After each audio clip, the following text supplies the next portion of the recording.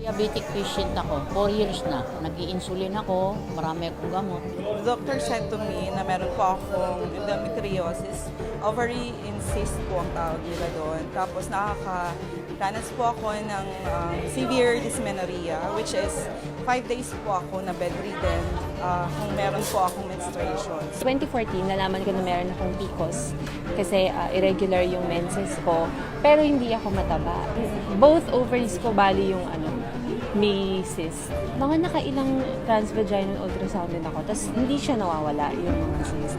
Hanggang sa in-stop ko na yung pills ko. Umabot na ako sa depression, tapos hindi na ako makakain, ganon. 3 weeks akong nag-bleed.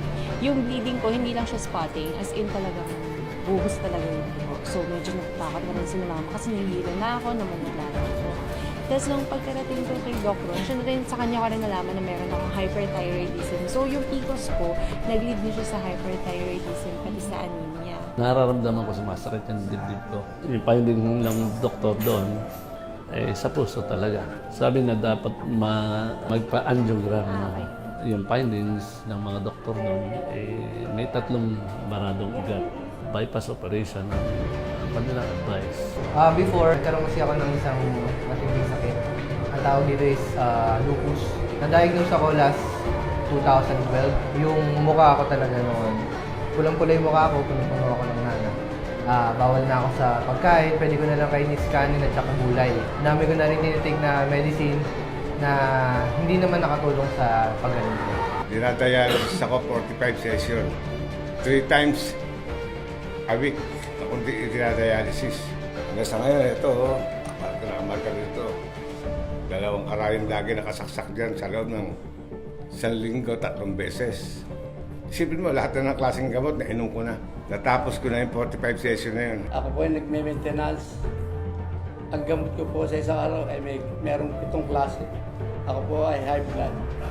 Isang tambak na gamot ang ibibigay sa akin. Imbis ako yung lumakas, lalo ako nang lalata. 2 weeks akong down noon sa asthma. Tapos hindi na talaga ako nakakatayo. And then may inintroduce sa akin to ng friend ko. Pero 5 months na niyang ini-introduce to na saka ko pa lang siya trinay nung nagkasakit talaga ako. And talagang na-prove ko siya na talagang sobrang effective.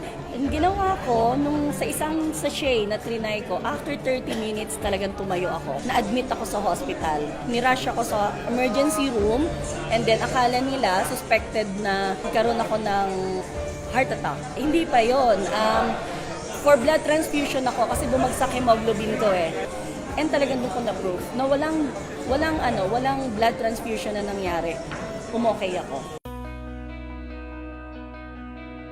Magandang kalusugan binigay sa akin. Ngayon, wala na siya. Talagang totaling heal na siya. Sa mga taong may sakit, kinakailangan nilang uminom ng Santi Barley. Gumaling talaga ako. Noon, parang mabigat yung dibdib ko. No? First month na pag-take ko niyan, may pagbabago. Lumuwag yung dibdib ko, hindi na masyado sumasakit. God is really great na binigay niya sa amin si Santi Barley. Nagbago po lahat ang buhay namin. Santi Barley is a tool na makakatulong sa atin. Nag 3 to 4 times a day po ako, nag-massive po ako from 2 to 3 months po na paggamit ko. Regular na po, hindi na po siya sumasakit. Nagkaroon na lang po ako ng 1 to 2 sachet for the maintenance every day. Sa ngayon, nung makainom ako ng barley, after 2 weeks, nagkaroon ako ng improvement sa sarili ko. Kaya ngayon, iba ang pakiramdam ko, hindi kaya dati, na nung araw, ako laging lulugulog. Pero ibig sabihin, gulay na ako. Ngayon, nasigla katawan ko, kumaga, sabi ko nga, barley lang ang nagbigay sa akin, nakaginhawahan at una sa lahat ng Diyos. Nagpa-check up ako last month. Nakita ng OB na yung both ovaries ko okay na. Sinabihan kasi ako ng OB noon na mahihirapan talaga ako kasi irregular. Tapos, ngayon, bali wala akong trabaho kasi buntis na rin. 10 weeks, almost 10 weeks.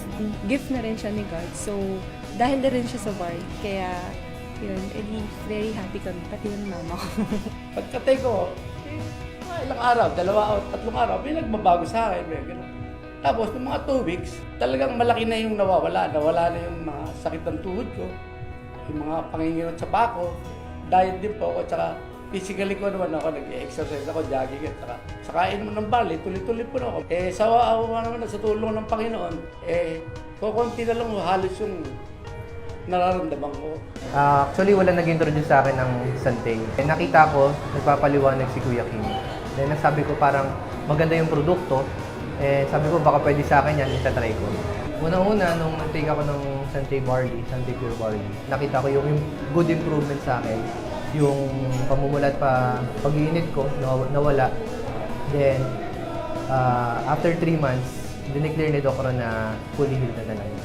Pag nagtitake ng barley, it's not enough na basta tinitake lang, lalo na dun sa mga taong may mga health concern.